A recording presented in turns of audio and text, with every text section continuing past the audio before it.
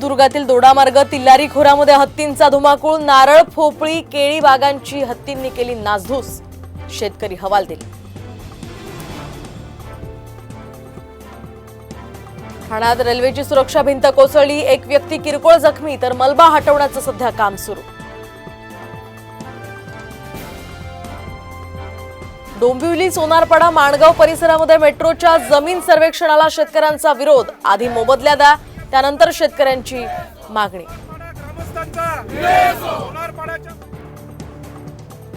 नंदुरबार शहरात 4 दिवसांआड पाणीपुरवठा करण्यासाठी आदिवासी तात्काळ पाणीपुरवठा करण्यासाठी एकता परिषदेचे उपोषण।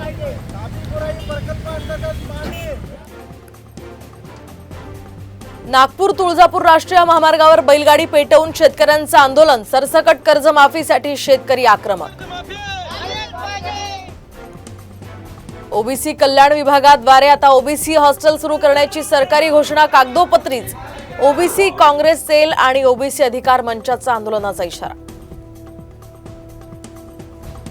धुळे जिल्ह्यामध्ये बोगस खतं आणि जास्त दरानं बियाणे विक्री करणाऱ्या 4 कृषी केंद्रांचे परवाने कायमचे रद्द, खतं बियाण्यांचा काळा बाजार करणाऱ्यांचे धाबे दणाणले।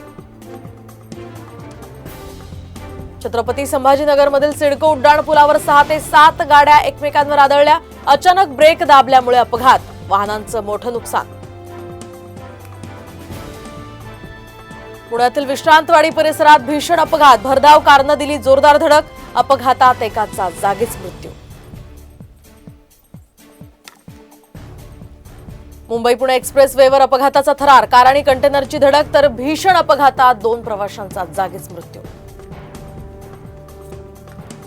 वारकरी सेवा रथाचं मुख्यमंत्री एकनाथ शिंदे यांच्या हस्ते उद्घाटन, नीलम गोऱ्हेंचीही उपस्थिती, आजपासून सेवा रथ आळंदीच्या दिशेने रवाना होणार।